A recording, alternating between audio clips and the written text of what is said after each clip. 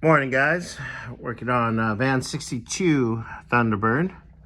Got new leaf springs in, new shackles, bushings. Nice, pretty isolator bushings, and the brackets we took off and painted. That one didn't look like it got painted. Why is that? Huh. Okay. We got new bushings in the front, nice and clean up there. Just about to put diff fluid in, gear oil. We showed you the shocks with the new mounts all painted. The only problem is, I'll come out here this way with it, is the shocks are too short.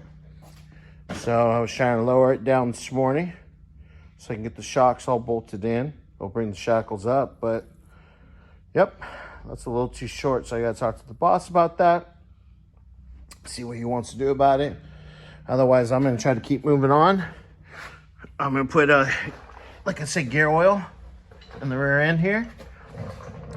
And that's basically done. And I have front shocks and front strut bushings to put in.